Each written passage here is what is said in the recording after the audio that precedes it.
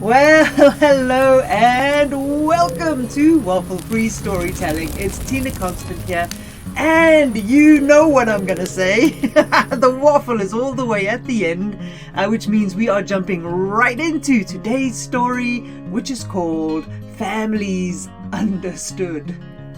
Now, there is a reason why families sometimes squabble.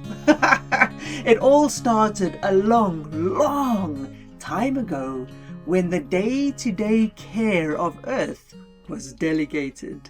You see, way back at the beginning of time, it was Mother Nature who commissioned the creation of Earth. She wanted something big and beautiful, full and growing. She wanted something that would make her laugh and smile. And because of who she was able to commission the gods themselves to build it. And the gods, full of humor and imagination, willingly took up the challenge. They created a perfect orb, with north and south and east and west, hills and valleys, grass and wildflowers. There were ponds and lakes and a billion other things that they knew Mother Nature would love. And love it she did, for the most part. You see, when she studied the orb from every angle, she agreed that it was the best thing that she had ever seen, but, she said, something was missing. "I want this creation to be enjoyed," she said. "I want creatures who will play on it." And so it was that the gods went away and created humans. To make sure the humans were best suited to enjoy the earth and all its glory, they created people perfectly suited to hillsides, some who were perfectly suited to water, others to the forest and to the valley, and so on around the globe. Every corner of this new world was filled with laughter and joy and wild play. And when Mother Nature saw this, she was delighted. It was perfect. But, as always happens with great visionaries, Mother Nature marveled at this new toy for a while, but was soon distracted by the next thing.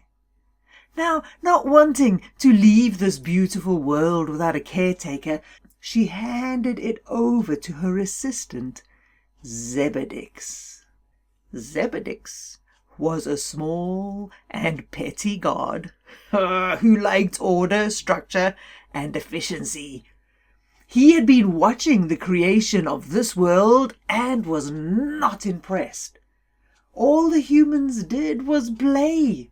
No one did anything useful. There was no control. They were all too comfortable and it was all too easy. Worst of all, no one was in charge. So without telling Mother Nature or the gods of his plans, Zebedix decided to make some improvements. He gathered all the humans into a valley, had each of them write their names on a small polished pebble, which Zebedix then tossed into a dark lake as deep as it was wide. At first, the people were confused. Then they were horrified when Zebedix reached into the lake and pulled out random stones one at a time. He put them into piles of 10 and declared that each group of 10 from now on was a family, forever bound in blood and obligation. Their purpose, he said, was to learn to get on, nothing more. Well, you can imagine what happened. A human from every corner of the earth found themselves in a single family. Around one campfire, there was a person from the hills and one from the valley, one from the river, one from the woodlands. all with different ideas and perspectives, likes and dislikes and opinions. None of them understood each other. None of them knew each other. And as a result, it didn't take long for these people with nothing in common to have nothing to say to each other. And Zebedix was pleased. Finally there was order. Instead of raucous roughhousing around the globe, everyone was sitting quietly around campfires, doing what they were told. One such person who found himself separated in this way was Yoros. He was from the lakes in the south. He had been born on the water's edge and had lived every day with the sounds and the smells of the rivers and the streams filling his heart. Sitting on hard, dry ground, surrounded by these strange people, Yoros did everything he could not to sob over his broken heart.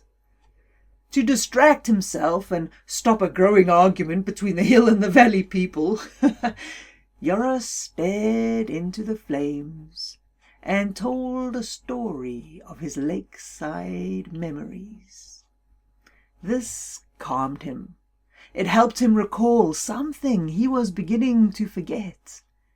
It helped him remember his love. As Yoros's story unraveled, everyone else in this new family grew quiet and listened, each one smiling at memories of their own. And so with calm voices and wild imaginations, peace descended around that fireside as each person told their story and remembered where they were from.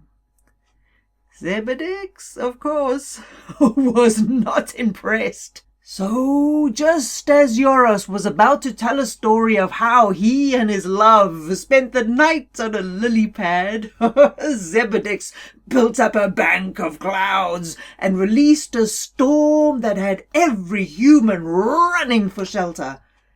Every time they tried to sit and talk and tell stories, Zebedix let loose another storm, then an earthquake, and then a flood.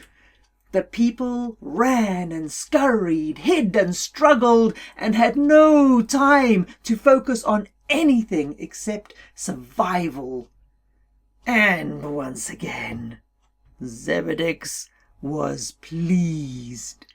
But despite everything that petty god did, every time Yoros got to sit quietly for just one moment, his thoughts turned to his love.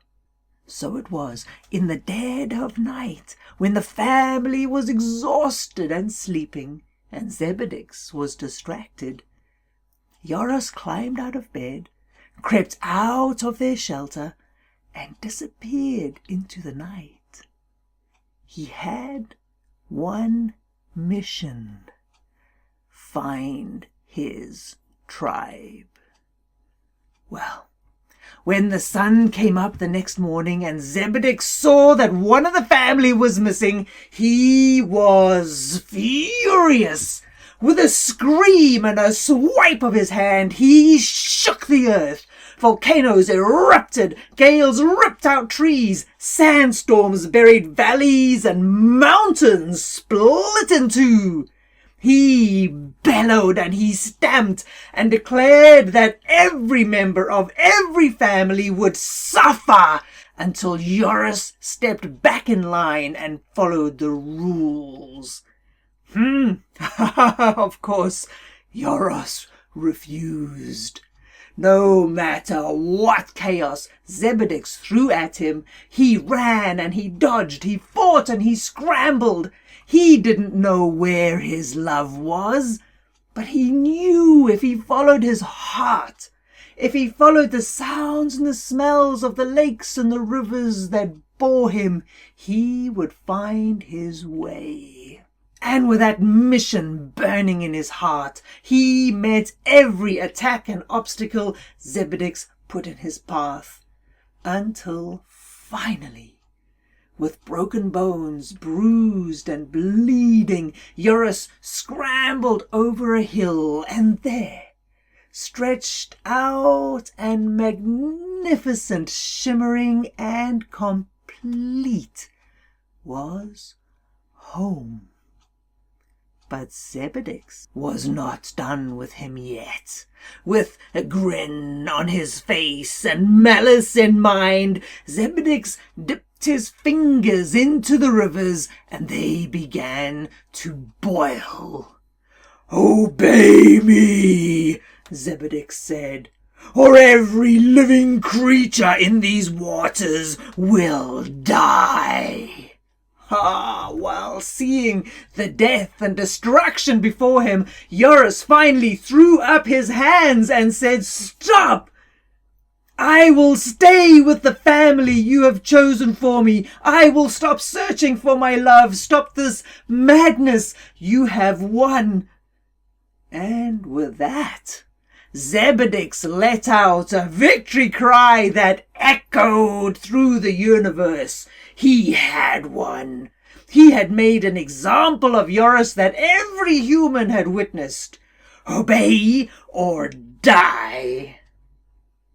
But here's what Zebedix didn't realize. His victory cry was so loud and so long that it traveled far, so far that it reached the ears of Mother Nature herself. Sensing that all was not well with her creation, she returned to Earth to see what was happening. And what she saw made her break down and weep. Instead of that perfect blue and green and gold orb that held so much life, she found a grey, crumbling mass full of her precious humans, all cowering in corners. In a fury, Mother Nature turned on Zebedix, and without a word, she crushed this tiny, petty god into fine dust and buried him deep in the core of this ailing planet, wiping the name Zebedix from all history for eternity.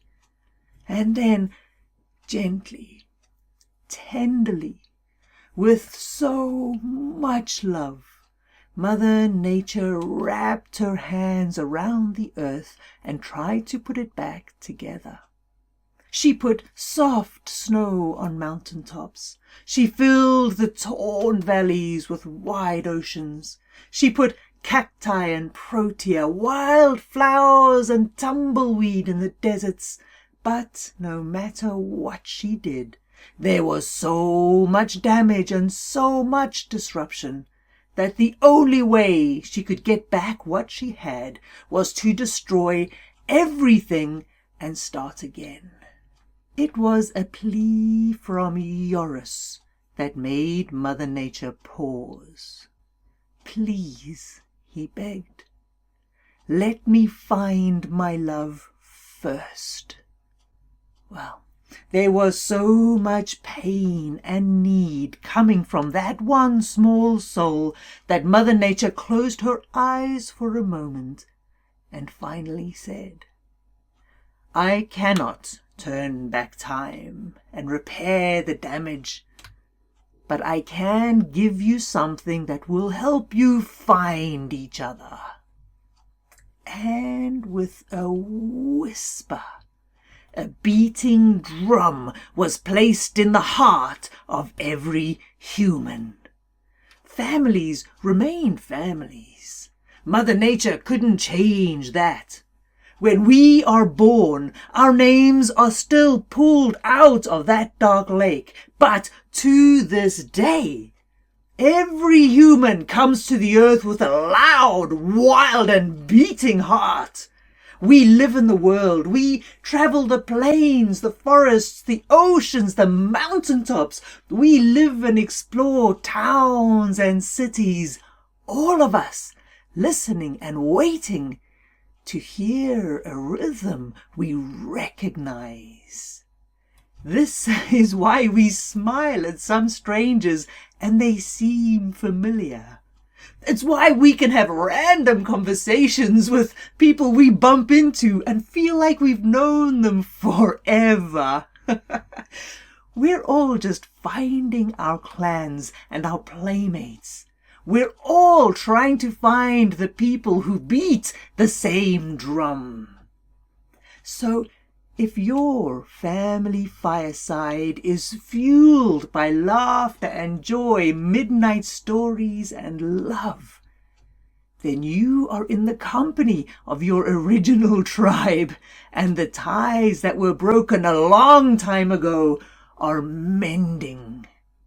If, however, there is an abundance of frustration and strife around your table, be patient, be gentle, and remember that, like you, they are there because their names were also pulled out of that dark lake. And like you, their beating hearts are looking to be heard. That's it, folks. That's it from Waffle-Free Storytelling for today. Oh my goodness, hug your families, love your families, wrap your arms around them and keep them tight and close. And remember, families come in all sorts. Your best friends are your families, your whoever you love is family. So have a beautiful day, have a splendid day. Drop round to www.tinakonstant.com for all the other shenanigans. And I will see you next week. Have a good one now. Bye-bye.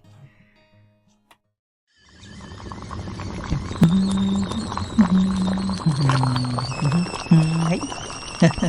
Biscuits later, Jack.